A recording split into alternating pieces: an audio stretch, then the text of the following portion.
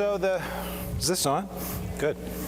So the most pressing question that many of you have is, what are you doing here? And I don't mean that in the narrow sense of, why are you at a TEDx event? Or even the grand philosophical sense of, why were you even born? I mean the in-between, the Goldilocks sense of, what are you doing in college? What purpose does college serve? And that's actually a very important question, and it's one that a lot of people have been asking. Not just you, but college administrators, the faculty, your parents, and even society at large, because, let's face it, society is paying the bill for a lot of what higher education is. And there's a debate going on right now. Some would actually even call it a brawl about trying to shape the soul of higher education in the country today. And I think it's going to be useful to explore a little bit about what the nature of this brawl actually looks like. We all agree that people come into college having graduated from high school. You're feeling very proud of yourself. You're looking really good, especially if you had a high school graduation that looked like this. And you come into college and you experience an academic curriculum. And what that means is you experience something that looks a lot like what you're experiencing right now. You're in a seat, you're with your friends, and someone like me is standing up on a stage in front of you and spouting lots of facts and figures at you.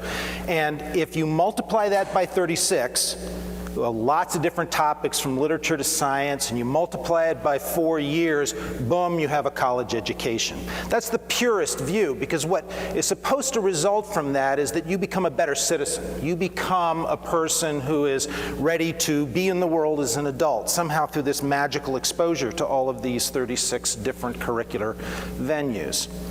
Now, there's a competing view of what the purpose of college is, and we can call that the pragmatic view. It's that what comes out the back end really is measured in terms of the kind of job that you get. And there are several metrics that are being advanced now to assess the value of a college, the value of the education, in terms of your earning potential once you leave relative to the cost of getting that degree while you were here.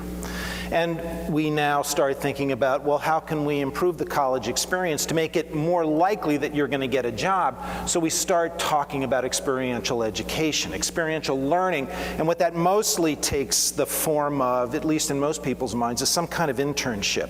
You go do the internship, and it's going to give you real work experience and real work exposure so that you can then go on and have that positive outcome. There is a progressive view that's emerging within this, and it says, well, let's not just have this fight over the purist and the practical view.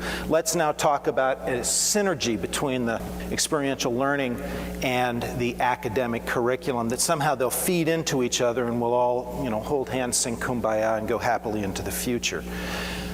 I want to advance the view. I want to challenge the notion that this is really the debate that we should be having. And the reason I want to challenge it is because everything that we've talked about so far is from the perspective that what matters is you. This is all about you. I want to suggest that really what goes on in college and what ought to go on in college and what you ought to demand from college isn't defined simply by what do you get from it, either being a well-rounded student or a really well-paying job. I mean, don't get me wrong, I'm a big fan of having jobs. I really like my paycheck. I like the fact that I get paid for what I'm doing. But college wasn't the reason to do that.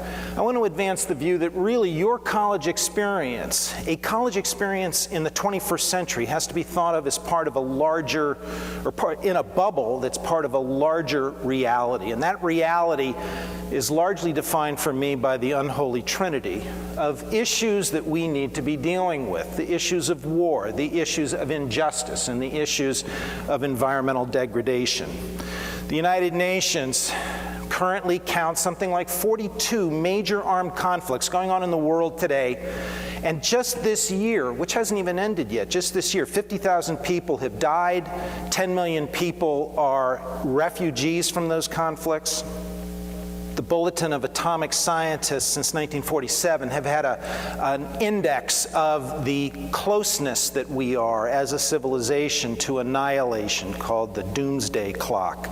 And the closer you are to midnight, the closer we are to that doomsday. And right now that clock stands at 11:55 p.m., 5 minutes from annihilation. And this is probably the lowest or the least amount of time that we've ever had recorded on the doomsday clock. In terms of justice and injustice, the list goes on. The World Justice Project has a very complicated, complex, robust index of injustice in the world. And just one of their measures, just one metric that they have for fundamental rights in a survey of 100 countries around the world. Of those 100 countries, only 4 score 90% or above. Finland, Norway, Denmark, and Sweden. An additional 12 score 80% or above. And you know what? The United States is not part of that 12. The United States, in terms of fundamental rights, only scores a 73%. In academic lingo, the United States gets a C- on fundamental rights. 48 countries score 60 or below, and an additional 18 don't even break out of the 60 mark. In other words, 2/3 of the countries get a D or an F on fundamental rights. And this is all exacerbated by environmental degradation. Currently, more than half of the population of the world lives in urban areas. That number is increasing. We're currently over 7 billion people on this planet. We'll hit 10 billion in the next 40 years. All of those people are going to want food.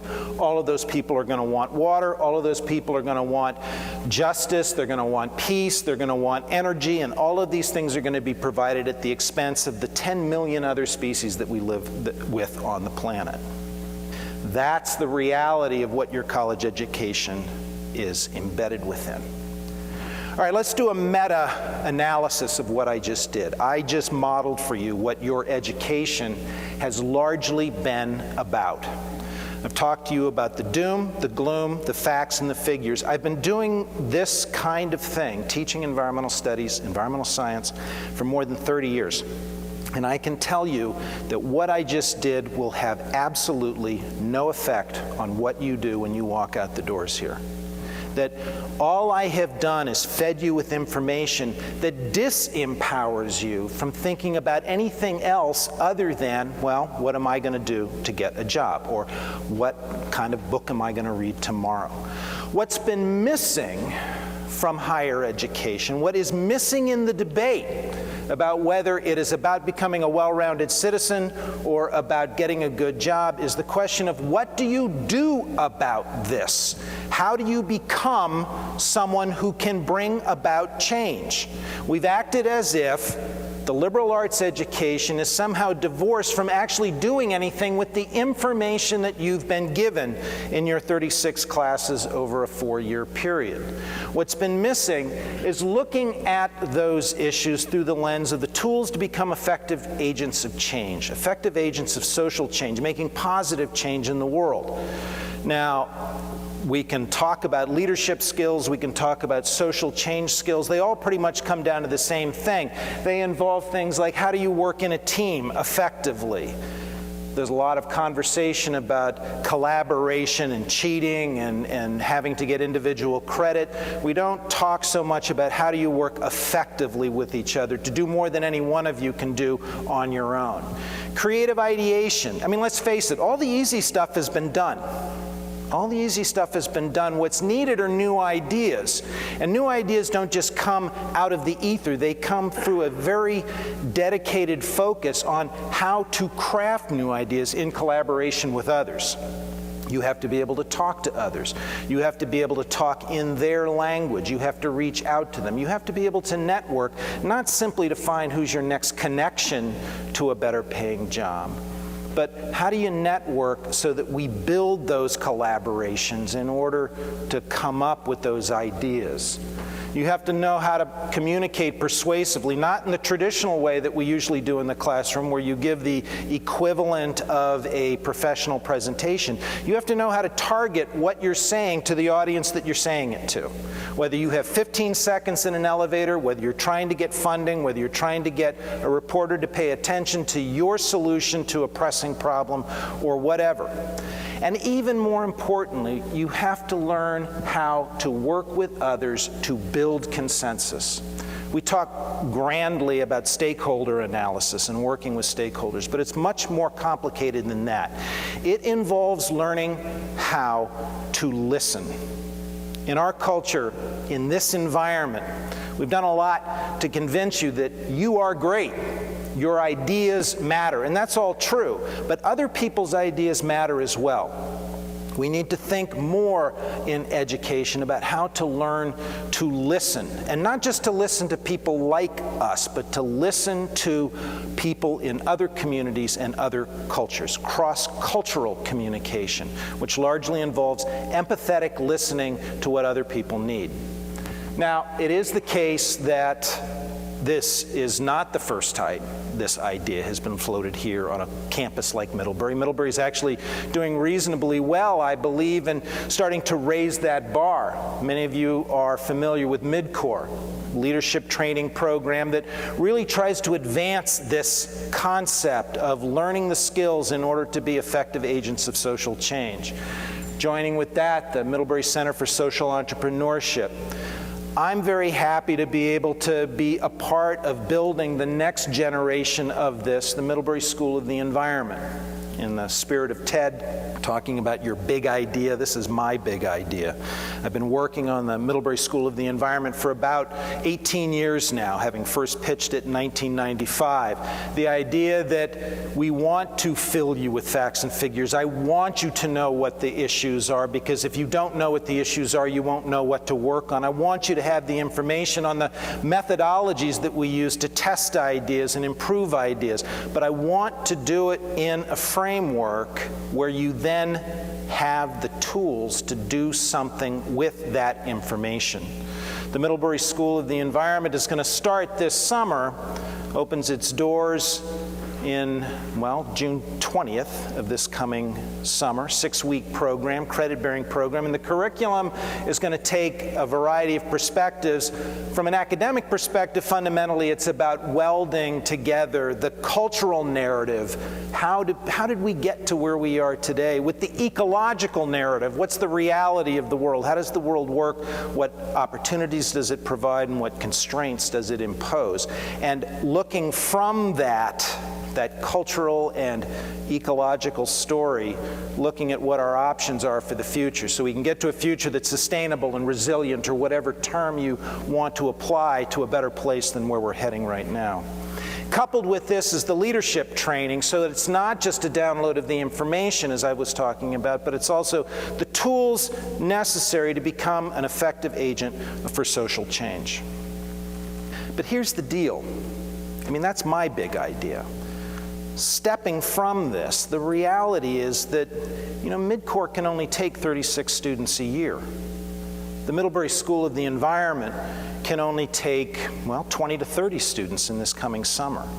If leadership training, if becoming an effective agent of social change, being a positive force in the world, is relegated to a boutique opportunity for the very few, that leaves almost 2,400 of you unconnected to those tools. The big idea that I want to lay out before you, your challenge, is to start demanding that these opportunities become a part of your regular education. Not part of something that you have to go outside of your curriculum to do, but something that becomes built into, wedded to, part and parcel of what it means to have a liberal arts education in the 21st century. That's the big challenge that I leave you with. John F. Kennedy, in 1961, at the conclusion of his presidential inaugural address, famously said, "Ask not what your country can do for you, ask what you can do for your country." Well, now 53 years later, after having said that, I can tell you that the challenges are greater and the stakes are much, much higher. So I want to, if somewhat ineloquently, add to that, seek not what your own safe harbor will be in the coming storm, but strive to make the world a better place so we all can do better in the coming years. And demand that your college help give you the tools and develop the tools to make that happen. If you do that, I can promise you that miles and years down the road from now, you can look back on this time and you can be proud of the answer that you gave to the question of why you are here. Thank you.